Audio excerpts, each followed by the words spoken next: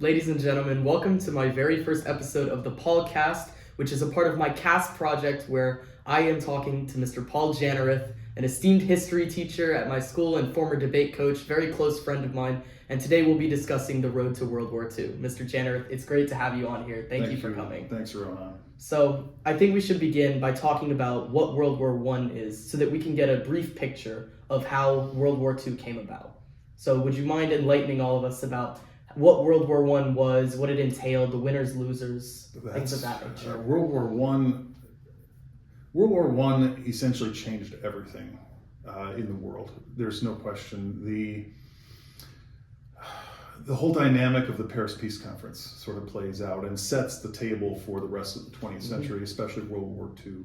And I think the best way to understand how it leads to World War II, there's a couple of debatable topics. Historians often think, or have claimed, and some still do, that the Treaty of Versailles is responsible for World War II, that it was punitive.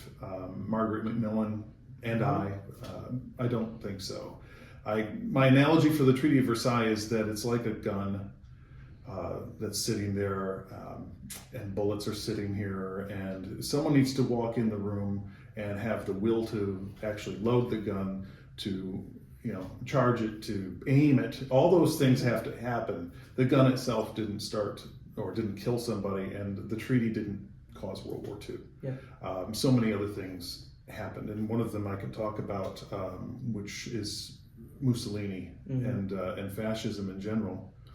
And in order to really understand the rise of fascism, you have to understand the left and the right. The political spectrum of the left and the right. So going from left to right, you have on the far left communism. Yep. You have socialism a little further in, and then you have American democratic, republicanism. Our political spectrum fits sort of in that, some socialism and then over into the middle area. And then on the right, internationally speaking, you have monarchies. And that also includes the church, the Catholic Church, where it has the Pope and the hierarchy of the Pope. Then you have dictatorships. And finally, you would have fascism on the far right. And fascism and communism have a lot of things in common, and that's why they get confused. They both have sort of a dictatorship within it. Yeah.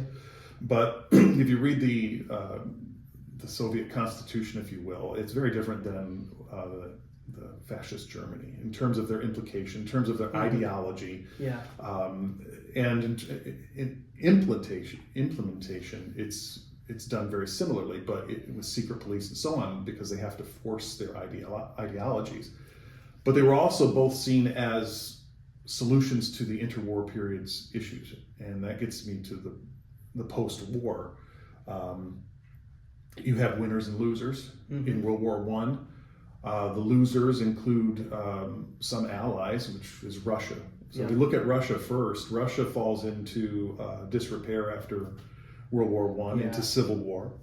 And that civil war is going to lead to, by 1922, you're going to have Lenin in command, communist revolution. The rest of Europe is scared to death of this. And to kind of prove the Treaty of Versailles didn't cause the rise of fascism, the March on Rome with Mussolini is 1922, roughly the same time as Lenin comes. So here's an extreme the other way, and Italy, not a loser, but a winner in World War I, but a loser at Paris. They didn't get all the parts of the Ottoman Empire they wanted. They didn't get a lot of what they wanted. So you have Italy, who's really, and they struggled to fight Austria-Hungary, which was not a truly wonderful power. They weren't nearly as powerful as Germany was. But they, so they're looking for, something, and they're suffering tremendously because they had put so much. Italy's not a big country. They put so much into it, so they're in debt. They're facing economic hardships like the rest of Europe is. They're getting money, they're getting some reparations, but they're getting very little else. The United States has gone back to isolationism. So what do when people are out of control, when the jobs aren't there? And your fear is that if this continues, we're going to slip into communism. Yeah. Italy's going to fall Yep. to communism. Well, Italy's the home of the Catholic Church. Now think left and right. Yep.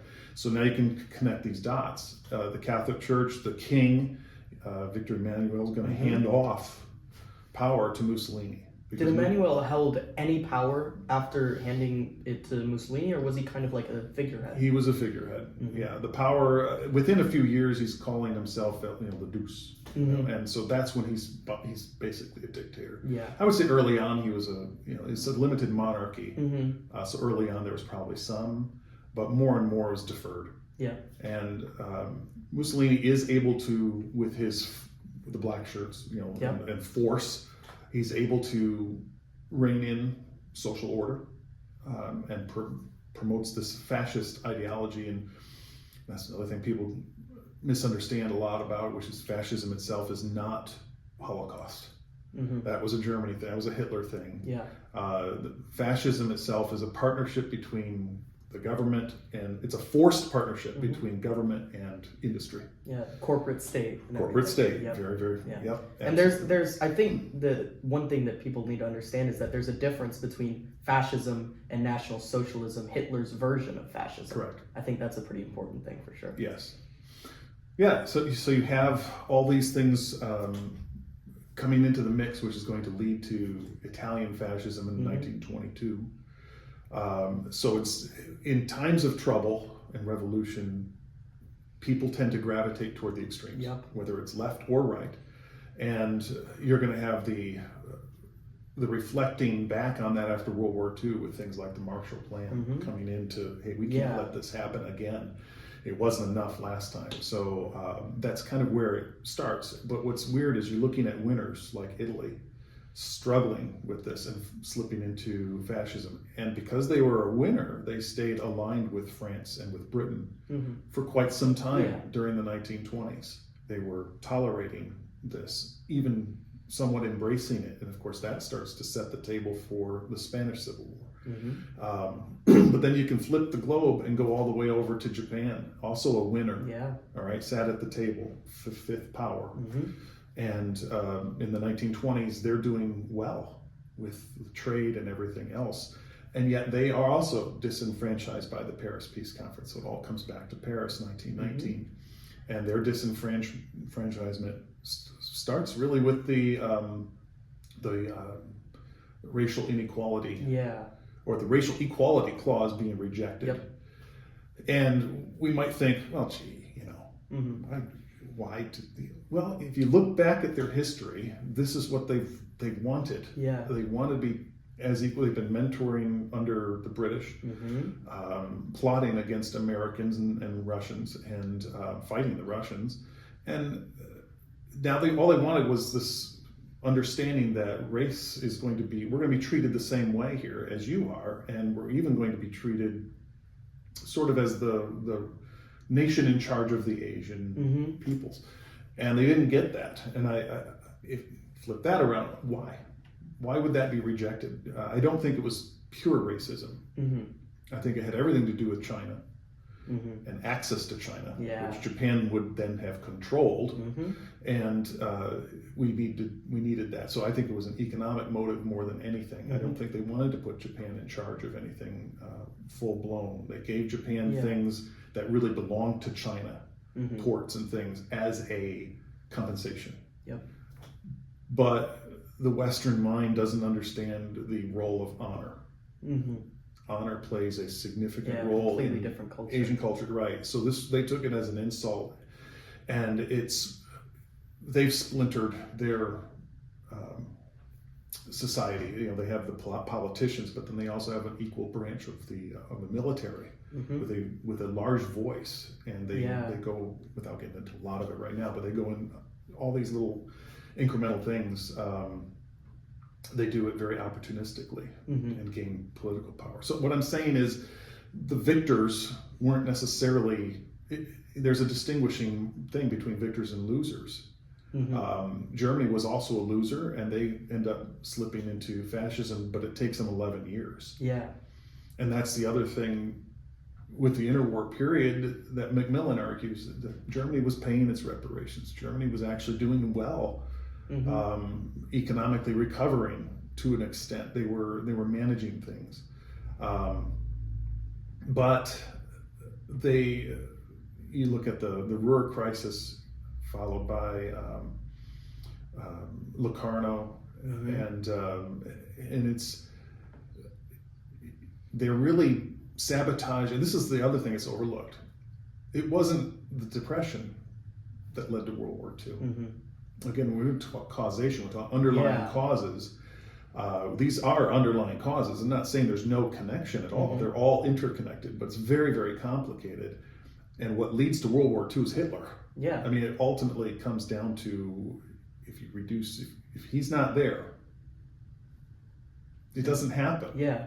You know, all these other things can happen. Yep. And they did happen without World War II happening. And it's the same thing with World War I. We're talking the causes of war. Yeah. What is the key piece that can be removed that says we don't have a war? Slavery during the Civil War. If you remove slavery, which of course you can't, but in our minds to determine the importance of causes, remove it. Slavery, we don't really have a civil war. Yeah. No one's going to go to secession over the tariff. Exactly. You know? Who does that? Yep. But and the same thing with World War II, and the interwar period is, you know, it kind of ties in. You asked, I think, about appeasement, because it kind of ties into that. You have World War II is often seen as Chamberlain appeasing, and that was a policy of active appeasement. But if you extend that, appeasement had been going on almost since the ink was barely dry on Versailles. Yeah. They had almost regretted what they had done. We were too hard, we were too punitive. Yeah. Not nearly. It's really important to understand this too. I think if you want to truly understand Germany and their motives, and Japan and even Italy, you have to look at what they actually did. The Treaty of Versailles was a very punitive treaty, and the Germans were setting out to punish and occupy. There's evidence that says that in World War I, they were planning to hold the northern coast of France. And they weren't going to give it up. They were going to control it so that they could control the English Channel, so they could control to and from Britain and be able to blockade if necessary. This is all under the Kaiser. This was not, you know, we'll just do another Franco-Prussian war and pack up and go home. That's not the case. This time they weren't going to do that. Yeah. So you have to look at what these countries were doing in the 1920s too. The Appeasement, Locarno is a total rewrite of it. Secures the West, opens up the East. Well, of course, Hitler exploits all these things, but Locarno is a response to the Ruhr crisis. The Ruhr crisis is a response to the lack of finance, and it's Germany. It's Germany throwing their economy under. Yeah, and this is all the Weimar. This is hyperinflation. Yeah. This is the they printed money. Yeah, they did that on purpose to inflate their currency so that they could. Would you say that was really the point where they were doomed, and that they would fall to either communism or National Socialism, Hitler? No, well, I mean, not in the early 20s. When I think the turning point came with the death of Stresemann in 29 and the stock market crash. Yeah. But even that, if you look at 1930-31, again, before Hitler, things were rebounding internationally to a degree. It was never quite the same, but Hoover was actually seeing some progress in some of his plans, and that's a whole different podcast maybe about whether or not Hoover did the right thing. Yeah. I don't think he did. I think he made some key mistakes, Smoot-Hawley tariff being the worst of it. But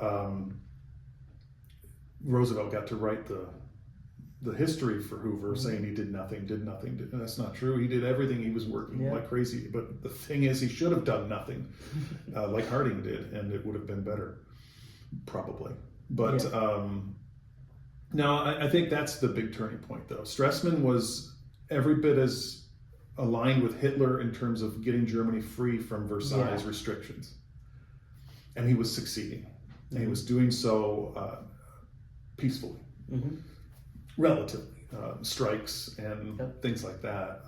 But Germany's, with him gone, with that sort of constitutional crisis coming, and the Depression making things far worse, that's when people start moving to the extremes. And same thing in Japan, when Smoot-Hawley and Yep. Hoover, they start restricting international trade to care about us first sort Yeah. of thing. That backfires because the economies were so dependent on American trade and American money.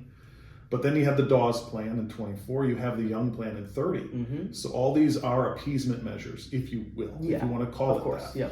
So the difference is with Hitler is that appeasement got more aggressive as part of policy with Chamberlain. Active appeasement policy. Yep.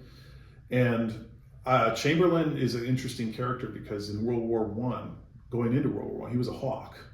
He was essentially pro-war, or at least, yes, we can fight this war, we are going to win this war, etc. But the war, he's a great symbol of the post-war shock, the post-war PTSD, if you will. Clarity of it all. Yeah, he has this idea of we can't do that again. No more. We can't. I mean, it was literally, and now we have these airplanes that are going to drop bombs. Civilians. Civilians weren't targets in World War I. They become targets in World War II. Well, Guernica first. Spanish and Sino-Japanese war. But they end up becoming targets. So they had this gloom and doom, probably to a degree, rightfully.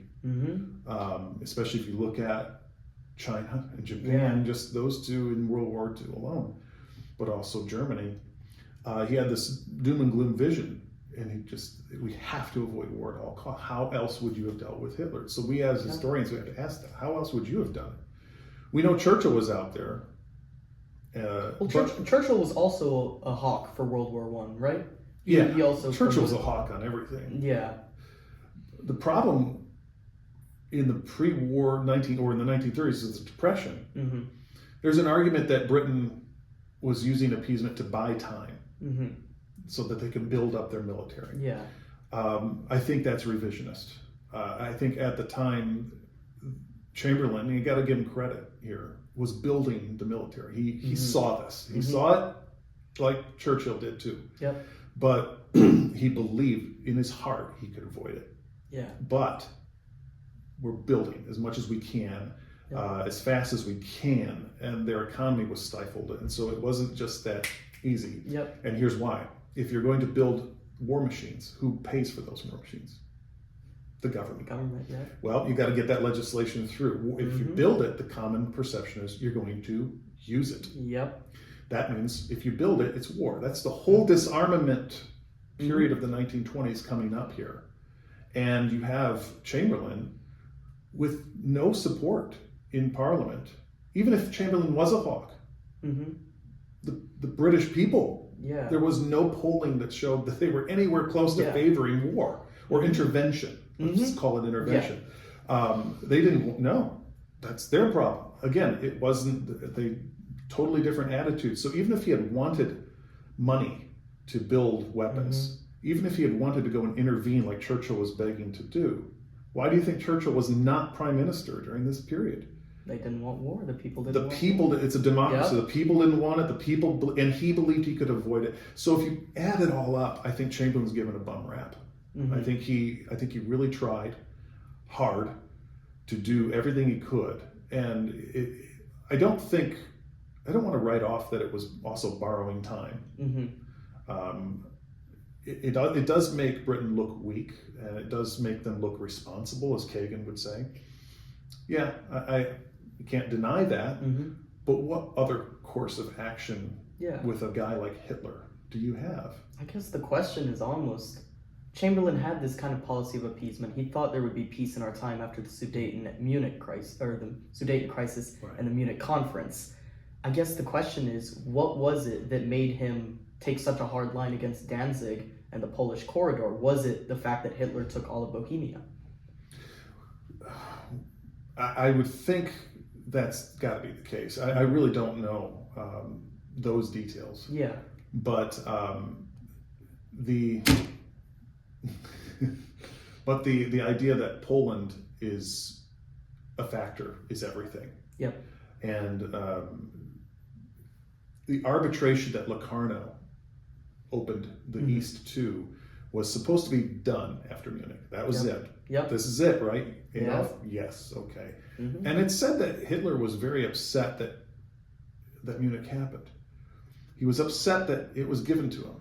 He wanted war? He wanted to be taking things by that time. He wanted war. If you look back, his during the Rhineland, the rearming of the Rhineland crisis, if you will, the French were interested in doing something. The British restrained them. Yep. But why did Hitler pick then and then at that point to do this? And he had given orders: if you get any resistance, turn and come home. Yep. Well, the reason is he was politically vulnerable at home. He hadn't solidified himself. He hadn't solidified it. Things weren't going that great immediately, and so he. It is said that the French could have invaded and with virtually no army, they could have marched all the way to Berlin and toppled Hitler. So that was a critical point. So okay, let's look at that. You have Hitler going this extra mile, this risky adventure here, in order to solidify his popularity. And the same thing I think is true with Munich. He wanted to take something, and so he did. He took Czechoslovakia, but the difference between Czechoslovakia and everything else he had taken prior, the Rhineland, Czechoslovakia was not German. Sudetenland was German, ethnically, but so the first time he goes outside of that and it violates the agreement, Chamberlain puts his foot down and says, I know you're looking at Poland next. No, that's war. But by then it's like the boy who cried wolf. I mean, if you're Hitler, this is the last one. This is the last. What are you going to do about it, Germany or Britain? What are you going to do about it? And when he sees a pattern that's Chamberlain appeasing and appeasing and appeasing and almost giving him what he wants, of course he's going to go after Danzig. And I believe Hitler knew that Chamberlain was absolutely serious. I think he knew it would result into war because he signed the Molotov-Ribbentrop Pact, which is his security, not to fight a two-front war. So he signs that, and knowing that when he invades, it's probably going to trigger a war with Britain. So he's got to go deal with them first, and he'll hold the line with Stalin, and it worked. I mean, it really did. There's also debate whether Operation Sea Lion to take Britain was serious or not. Yeah. I think if it had gone better, it would have turned serious. That's the whole thing with Hitler. I think he would, in terms of fighting World War II, he's just an opportunistic, high risk. But he also proves to be quite incompetent when it comes to actual generalship. He doesn't know squat. But I mean, I think one of the major things is that he blitzed through France so quickly and then just had taken all of it, and then it becomes the aerial battle, and he just couldn't ever win that. And the naval battle, he certainly wasn't going to win against the biggest naval power in the world for centuries almost prior. And yet he almost was winning. The Battle of the Atlantic. When he was structural bombing the airfields, but then he started switching to civilian bombing, and that hardened their resolve. Right. That's part of what it was, for sure. Moved to London. And another, don't know how far into World War II you want to get, but I mean, big picture with Hitler and Mussolini, what brought them together was the Spanish Civil War. Remember, Hitler also was the junior partner. Fascism was born in Italy, but in Italy it was never a Holocaust. It was never killing in mass. I mean, there were killings. More of a mafia type thing as opposed to a genocide. And once the Spanish Civil War came, you had this understanding between the two of them. And going back to appeasement, when Hitler had been told no in the past, who told him no? It was Mussolini, and it was about the Auschwitz, which is Austria's joining of Germany. And if you look at the map, you understand exactly why Italy wouldn't want that. But after a few, and he kept saying no to Hitler. Can you imagine that, saying no to Hitler? and Hitler respecting He respected it, yeah. because he had no choice. Because who was Italy aligned with? Britain, France. So he was speaking for the rest. And Germany had nobody. And Germany had nobody. And so, but the Spanish Civil War changed all that and brought them together on the same side, Franco's side. Yep. And anybody studying this history, this period of history, if you know the left and the right, that's why I started with that. If you know the left and the right, you'll understand the Spanish Civil War. If you cannot grasp the left and the right and what it means, and who are those players, the Spanish Civil War will confuse you. But if you really understand that it was a revolt from the right against the left, which is backwards almost backwards in our history. mind, right? Yeah. In our minds, it's backwards. That's right. And but if you can understand that, and why Hitler and Mussolini would get involved with the Catholic country and the Catholic Church and faith and so on, being very strong there. You can understand, and then the association with communism on the other side, with the major democracies sitting it out more or less. Non-intervention committee. Exactly. You can understand the Foreign Legions getting over there and being tainted with the idea that they were commies or pinks, pink slightly red, trending that way, which is unfair. I don't think that was true of most of the men who went to fight there. But back to the original point, when Hitler was told no, he was told no, and he supposedly danced like crazy when Mussolini finally said, yes, go ahead, we'll take it, and he did. So again, appeasement, he was getting, and again, the Auschwitz, think of that, it's German. They're different Germans, but they're still German. Yeah. So German it all language, got German heritage. rationalized by the victors of World War I. Austria-Hungary was not all German. Austria was German.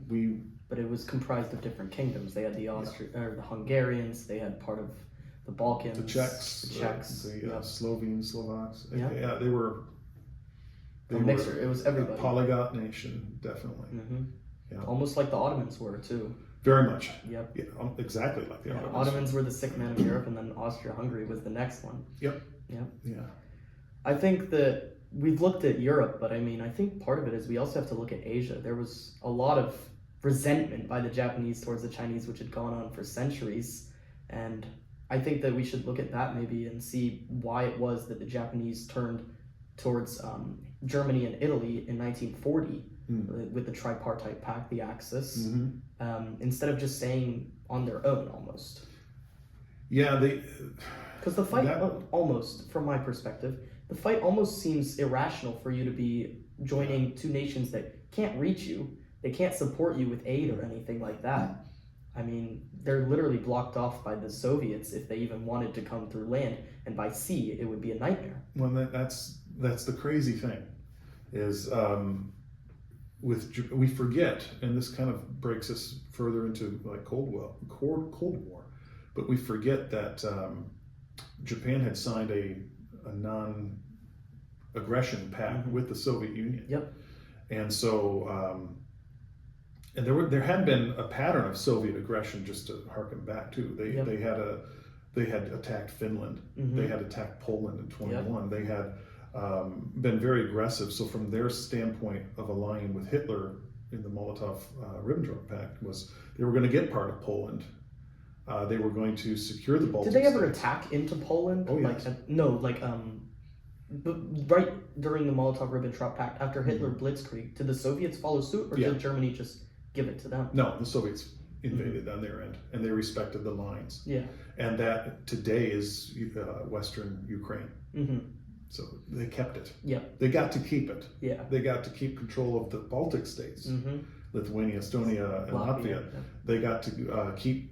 The Finns put up more of a resistance than they were prepared for, but they did get to keep that, and it kind of forced Finland to an alliance with Germany to protect their borders.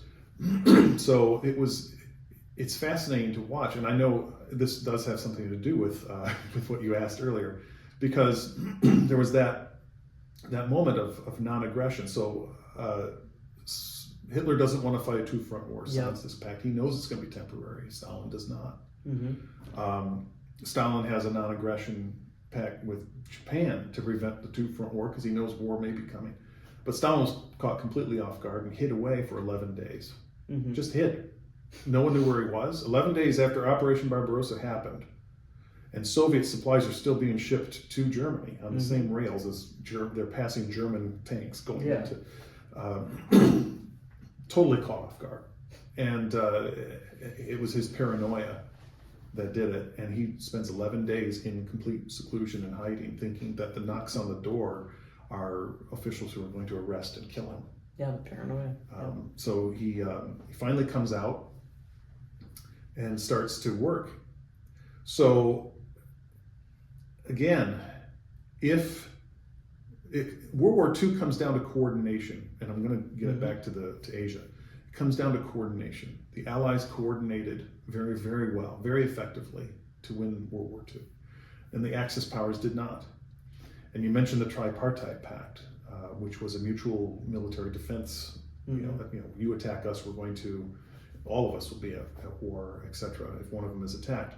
But that was a very late, would you say, 1940, was it? Yeah, 40. So it was a very late in the game, sort of, and it illustrates the three powers did not coordinate. If they had, Japan would have attacked the Soviet Union and not the United States when Operation Barbarossa was in 1941. Instead, they had pulled out and were planning an attack of Pearl Harbor, which when that happened, and it's funny to think of it this way, what is it? 7th from 25th, what is that, 18 days? 18 days, 18 days, Christmas of 1941. After 18 days, we now know, historians can look back, this is our advantage. The war was going to be over. It was going to be won by the United States, and it's about 18 days. Because what happened at Christmas 41, do you know? No. Put you on the spot. I don't. The battle for Moscow failed. Zhukov had gotten to come over from the east, where no one was attacking, successfully defend Moscow, and that was the last major campaign, almost successful campaign. It was the furthest incursion of the German troops. So Christmas, they turned them around, and from there, with resupplying and everything that had been going on behind the lines, German lines were welcomed initially by the peoples of Eastern Europe and Russia. They hated Stalin.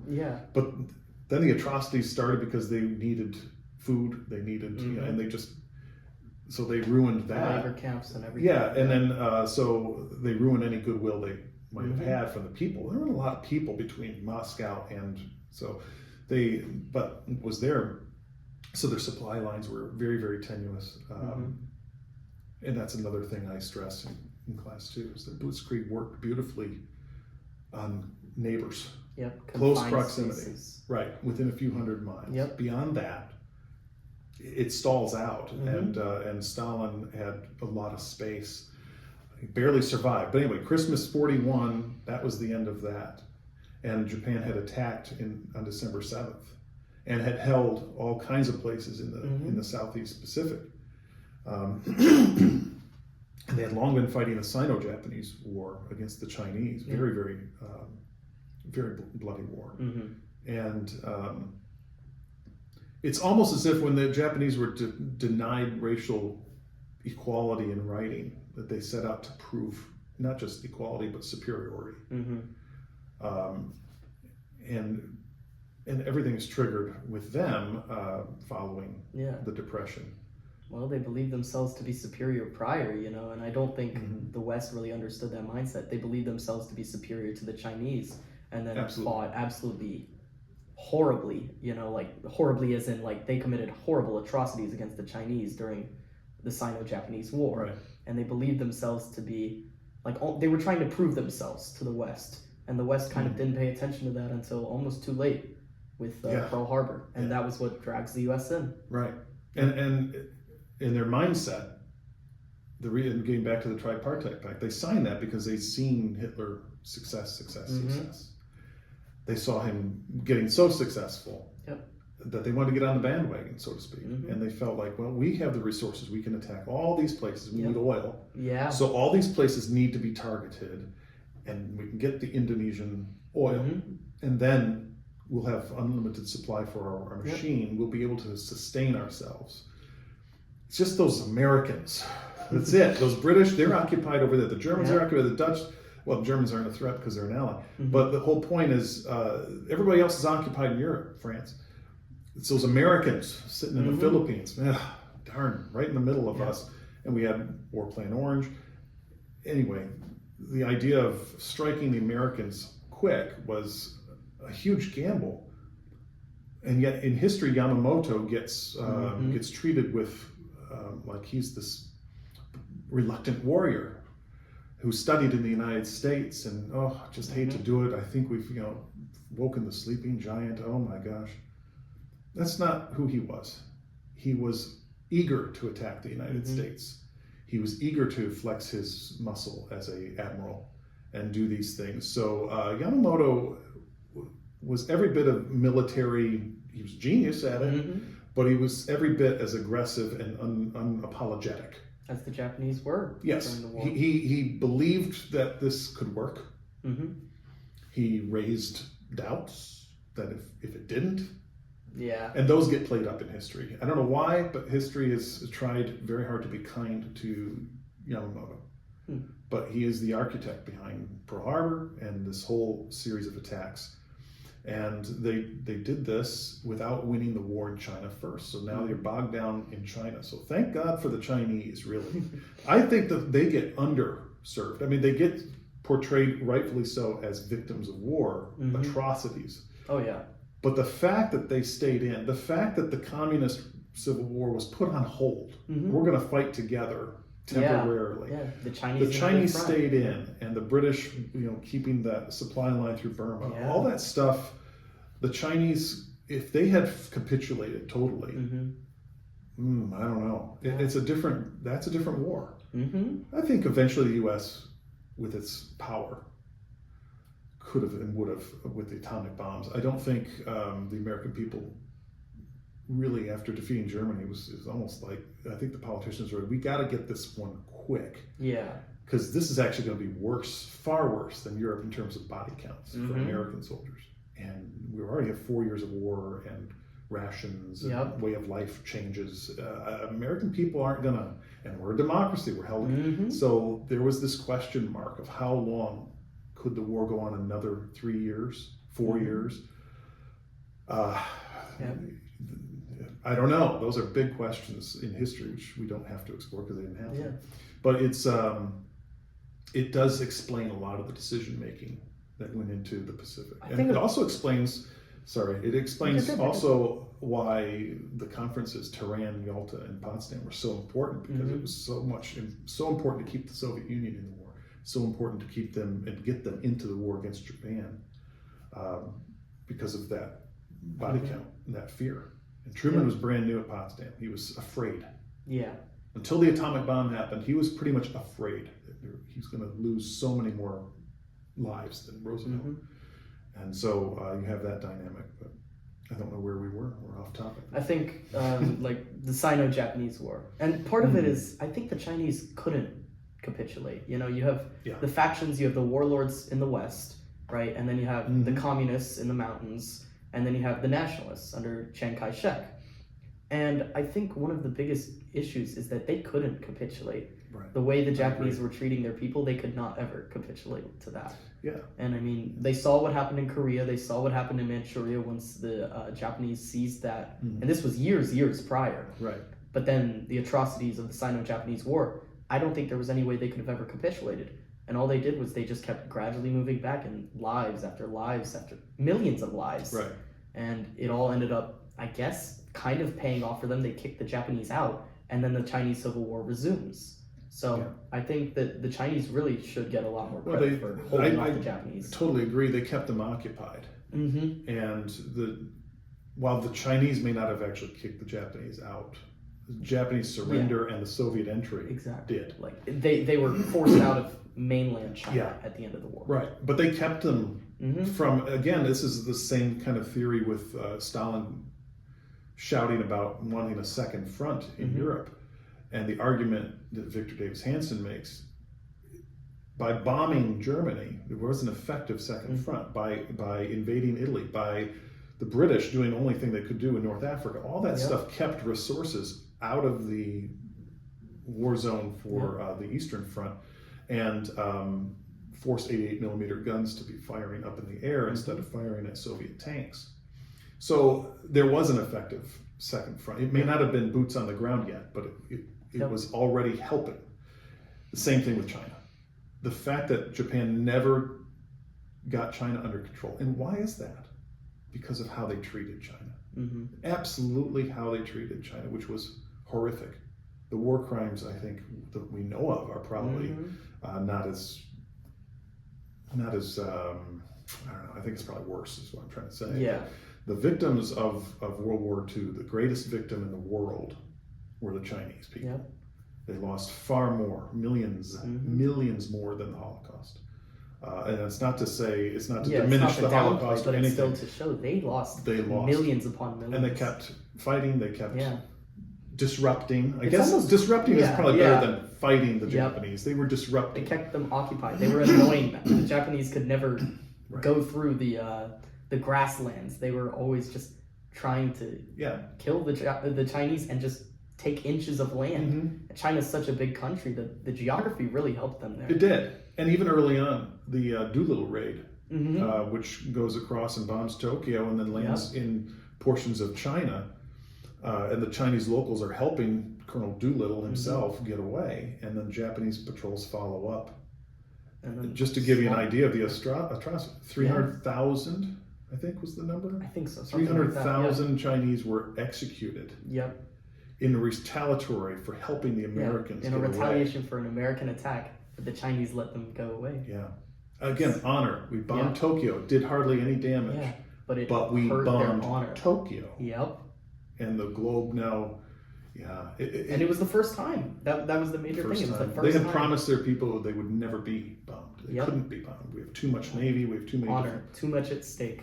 That's what it is. Honor. And once you start going down that road, it explains how the Japanese were reluctant to surrender even after two atomic bombs. Yep. And I think honor is what is on most. I'd say honor drove every action they took all the way leading up to World War II. Yeah. You know, you go back, New Order of East Asia. You know, Konoye. They wanted to make sure that they controlled East Asia, controlled all of Asia was likely their goal, but they wanted to be the racially superior people of Asia. And then they go into Mukden, the Manchurian crisis. That one was staged. They're conflicting that I've seen about Marco Polo Bridge, but they use it as a pretense to go in and slaughter the Chinese. And they go on and they go on. They go through Indonesia. They go through Indochina, and then eventually they're not welcomed by any of these people. They just look at that too. I mean, if they had. Because a lot of these people had been oppressed by others. Yeah, the colonial Chinese regimes were not wonderful in the past, far distant past. Why weren't they welcoming the Japanese? And some initially were, but then quickly weren't. Yeah. Well, you look at places like Indochina. You look at Indochina, Indonesia. You know, these places were under colonial rule. Indonesia was Dutch, Indochina French. Yeah. And the Japanese come in and they likely got the same treatment that the Germans got when they went into Belarus and Ukraine and the Baltics. Absolutely right. And they just backstabbed them. You know, the Japanese just they were aggressors, and that's why I think ultimately you sit back and you go back to the tripartite pact. Well, they didn't coordinate very well together, but they also, all three of the nations, have the same mentality of conquering, which is almost archaic in a way. But it's not just conquering; it's the wiping out. It's everything like that. I mean, even the Italians in Abyssinia. You know, like the methods they used on the Abyssinians were brutal. Road to World War II. You look at the Germans, the way they treated the Slavs and the Eastern Europeans. It was all to make them look better as a nation. And it's just all.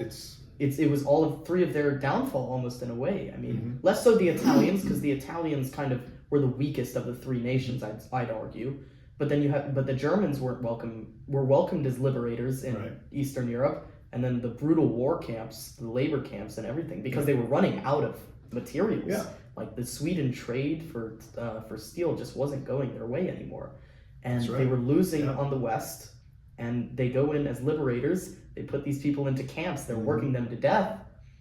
And then these people, it's no wonder they resent them and they turn back towards the Soviets. Right. You know, even though the Soviets had done horrible, horrible things, they still turn back to them. Yeah. And the Japanese do the same in China. They do the same in Indochina. Yeah. All of the various islands of the Atlantic, or the Pacific, sorry. And then, of course, Indonesia. Yeah. And they do the same in all of these places. That's right. And it's funny to, it's not funny, but I mean, it's interesting to look at their tactics, and how they align that way, and yet the coordination, if it had been a little different, they could have knocked out the Soviet Union. Yeah. If the Soviet Union was knocked out, there would have had to be peace. And you wonder if something wouldn't have had to be brokered, because you can't. Even a man like Churchill, I think, would have had to realize he couldn't win at that point. Yeah. And Churchill did realize he couldn't win. He couldn't win. It was only when what was it? He said the quote. Once Pearl Harbor happened, it was the best sleep he had in ever since the war began. Yeah. And I think because he knew it was a matter of time. He knew the Americans would win the war. And that I think part of it is, how do the Americans even land in Europe if there's no Soviet Union? Right. Right. I think that at that point, the American people probably wouldn't have wanted to stay into a decade-long war. It would have been a very different approach. Mm-hmm. Not sure how it would have gone, quite honestly, but it was an economic factor that drove the Japanese into China, the Depression, and then that independent military arm, which eventually overwhelmed the fiat accomplis, the victories. That got so much attention. I think there's a lesson right there of why Hitler was, you win, you're winners, you're winners, you're winners, we're winners. That message gets out to the people, and you get support. And people don't know that they're slaughtering millions of Chinese. I'm not sure it would have made it, but it would have made some impact. And the same thing with the Germans. I don't believe the Germans knew the Holocaust was going on. But did they know to what extent? Exactly. And I'm not so sure they knew about the labor camps, but I don't think they knew about the widespread extermination. Yeah, there was enough knowledge to know that they knew, but what are you going to do about it? Exactly. Exactly. You're in wartime. You have to support your country. You're not going to undermine them and then they might get come bombed, because what happens in Dresden and Hamburg, you don't want the Allies to continue going in and slaughtering your people because they think you're a part of this. Right. It's the same with Japan almost. I mean, the Japanese people, even if they knew, I'd say honestly more with the Japanese than the Germans, they would have continued to support their government more. Yeah. If all of the knowledge about the Japanese people had been firebombed after Tokyo, and they were kind of looking at the emperor with discern, like that. But they. But where was this the revolt? Is a man that you have the honor. There's no this revolt. is a man that has the divine. What do you call it? The divine. He was a god. He's Earth, God on Earth. Yeah. Mm-hmm. He's from divinity essentially. Right. And it's like, this is a man who has the leadership of the people. The people support him unconditionally, and it's only until the end that they realize we've lost. Right. And it takes, what is it? We talk about a divided war cabinet, right? Mm-hmm. The divided war cabinet of the Japanese. And they still, after 2 bombs, had not accepted that they had lost, that there was no way they could get out of it. The Soviets jumped in as well, and even then, they still were divided. Right. It's that opening chapter, I think it was the opening chapter of Michael Bess's book that we read. Yep. Where World War II was painted as the quintessential racism. War. Well, it was racism. Or it was motivated by race, and immediately I took a step back when I started reading it, and then he explains what we've basically been talking about. He's absolutely right. Mm-hmm. This is racially driven. Yeah. All the way through, and what is the determining factor? Ironically, is that it comes from the melting pot of the United States. Which the arsenal of democracy. We simply are outproducing with our economy, the freedom of capitalism. Yeah. And then the government backing of capitalism. We outproduce. We produced inferior tanks to the Germans, but and to the Soviets too. Yeah. But to the Germans, even the early Mark IVs were superior to the, but when you're to out the Sherman. producing 10 to 1, Yeah, 20 to 1, right. of course they're going That's to the difference. We produce 10. They may knock 4 or 5 out, but we have 5 more coming that are going to finally get because they had this the thing. Tiger and the Panther, but That's we right. had just so many Shermans that we were just outproducing them Absolutely. massively. And then you counter that with the Mustang, the Merlin engine, the British and American the cooperation, coordination, and they also did that with the atomic bomb. We did actually produce some superior weaponry too, but the key for the United States is mass production. We can mass produce, and the bombers one every 55 minutes out of Detroit. How do you compete with that? You can't. And the fact that the United States was untouched during the war from bombing. Yeah, the geography really helps. It helped, obviously. right? I mean, they're on a whole other continent. Yeah. You know, there's a reason why the Monroe Doctrine was in place and it was a part of U.S. foreign policy for so many years. That's it. They were untouched by Europe, and that makes sense. I mean, you can't beat a power that you can't touch. And meanwhile, the Americans are sending ships over to Britain and they're bombing the Germans. Right. Yeah. Absolutely. And then they have the islands in the Pacific. It was a matter of time. Yeah. By that time, we look at it now, and the U.S. economy was outproducing all the other nations of the world combined. But that doesn't land troops on shore if there's no Soviet Union. Yep. It doesn't. Could the United States have won? Yeah, I think they could have. Probably would have. Would it have been a lot more bloody, a lot more uncertain? Would there have been a lot of influence to settle? Yeah, I think so too. But again, those are what ifs in history. We don't know that. We know what happened. Yeah. And we try to explain why. But I think that hits the nail on the head. The racial issues, the economic driven, like once the United States cuts off Japan after the Smoot-Hawley tariff, where else do they go? Yep. They have to take resources. We expanded into territories during our Manifest Destiny period. Oh yeah. They looked at that and said, there's a weaker power right over here in what they will call Manchukuo and Manchuria. So they go in 31. And then, like you said, the other tripping into the Sino-Japanese War and then beyond. It's just like they have to keep going to feed the machine. The machine that's the PR machine of victories and superiority, and the economic machine. And yet they don't have an arsenal of democracy. The Japanese, the Germans were much better at it, but they didn't mobilize quickly enough. The Japanese were sort of still that cottage industry where you had a factory that built a plane. Yep. Not an assembly line. Yeah. So we had Ford, who was a pacifist. He didn't want to fight. Yeah, Ford didn't want to get involved until, and he was even still reluctant right after the the bombing. Henry Ford, no, he did not want to be anywhere near something that was going to kill people. Yeah. And he was not a pleasant guy. Henry, he was a hardcore industrialist boss, genius. But that side of him was very powerful after World War One.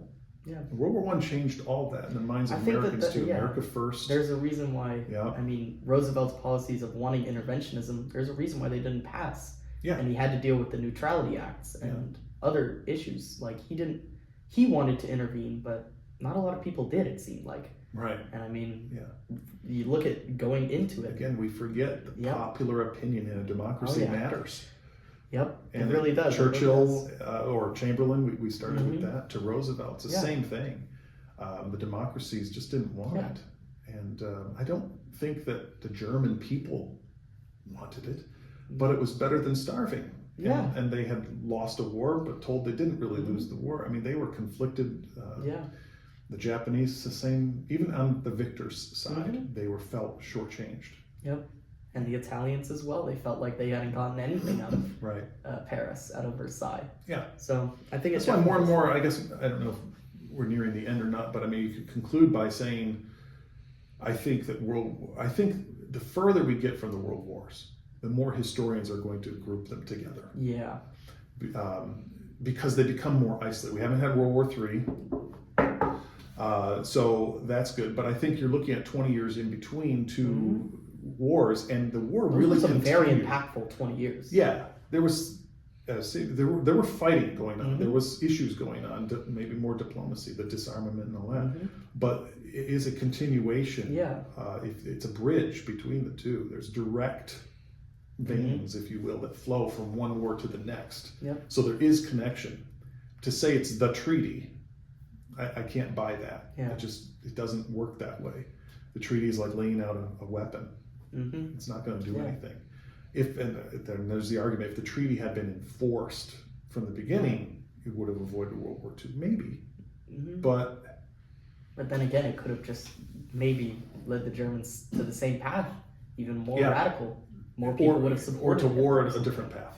Path to war, exactly. I think that what we look at is if Hitler was in charge, he wanted Lebensraum. He wanted to move east, And I think no matter what, there was going to be a war of some sort. But it was a matter of how that would manifest itself. Right. That's what it is. Once you put Hitler in, everything changed. Yep.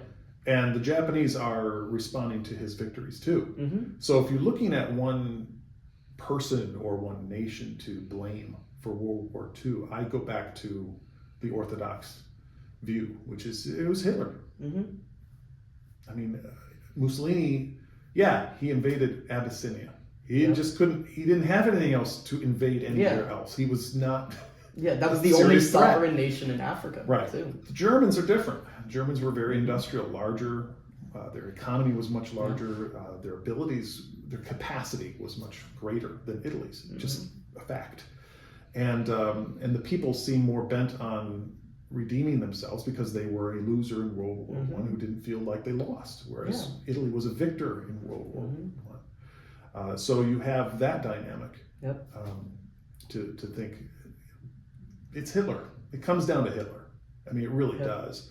And Stalin probably was responsible for more deaths overall, but he was not an overt threat to invade the rest of the world around him. We now know. We thought he was. And he would certainly not turn his back on communist influence, but he was not going to start sending tanks into Germany or into Poland. I think that's what FDR saw. That's why FDR was fine with supporting them. Lend-Lease, spam, foodstuffs, everything to them. And we provided them what they needed. Things that they didn't do well. The Eastern Front. We provided. Boots, clothing. But man, food. The industry they had.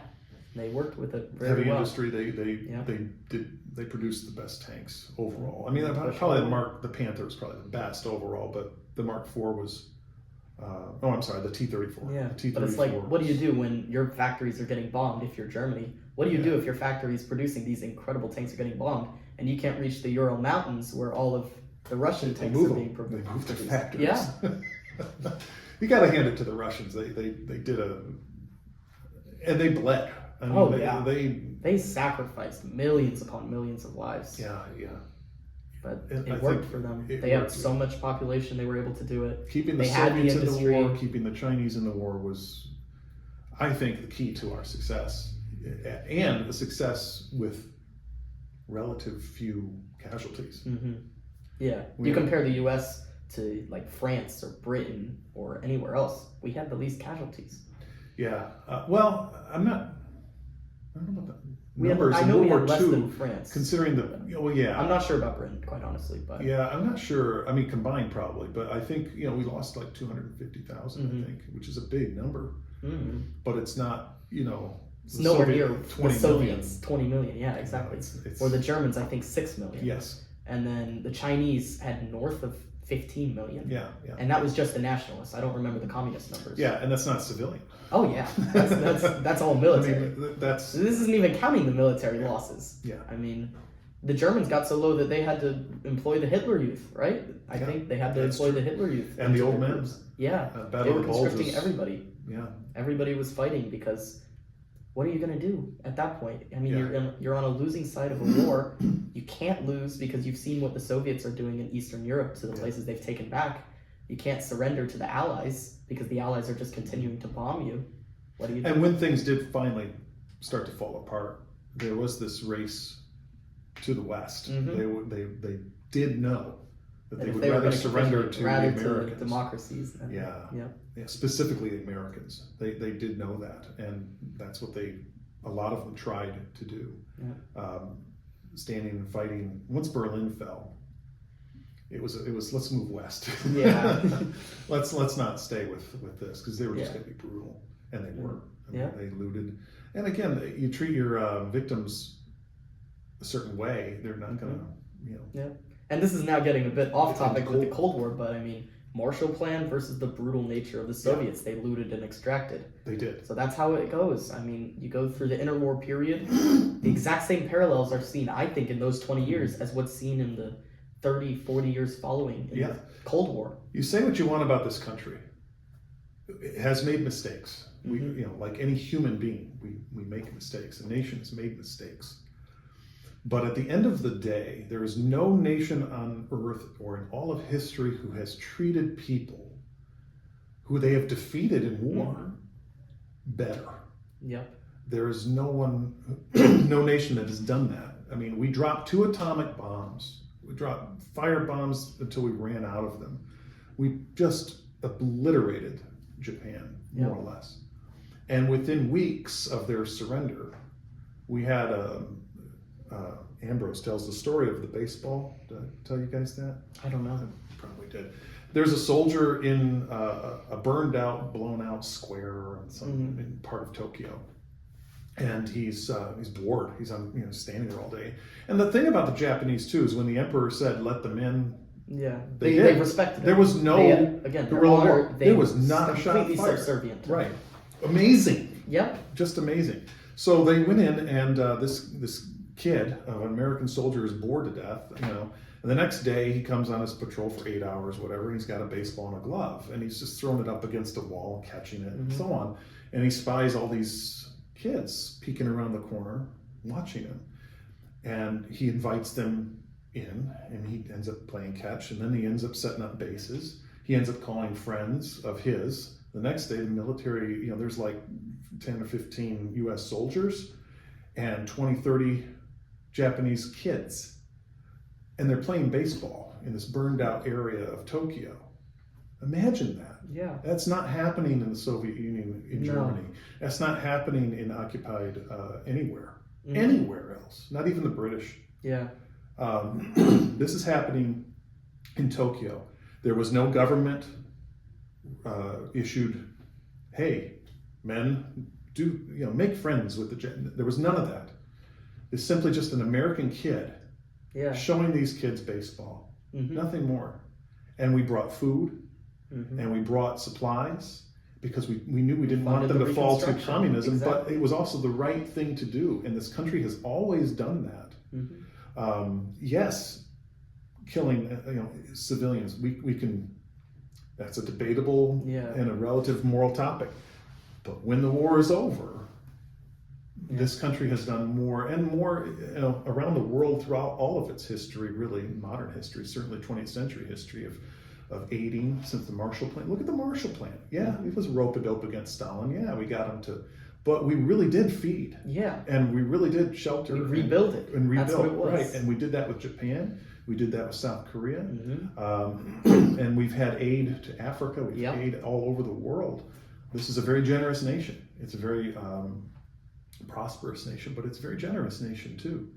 And again, very imperfect. But if you're looking at where else in the world, in all of history, has done this, tell me another nation in all of history. Go back. Rome, the Roman Empire? No. Don't think so. Alexander the Great? No. Yeah. It just didn't. Nobody's done that. Yeah. So, and as a result, we now have a world economy. We really do. We have a global economy that's centered around the United States. But it also, I think, has helped to keep the peace. Yep. Easily, the Ukraine war could still, but it could have erupted. But it didn't. And I think there's that interdependency of economics now that wasn't there. If you look back at the lessons learned, we talked today, the racial inequalities, the racial recognition, all that stuff is sort of old way of looking at things. Even the economics of the old days is no longer what we do today. Even China has had to adopt, the communist China has had to adapt to a capitalistic world around them and a capitalistic economy, and they found a way to take advantage of it without converting Yeah. officially. But they couldn't have withstood the Soviet Union collapse and everything else Yep. because of it. So I think that it's the economic engine and the generosity of the American people and the American freedom. It really is born in those documents Oh, from yeah. the very beginning that has transformed everything and kind of resolved, hopefully forever, these World War I hope situations. so. That's the goal. Yeah. Yeah.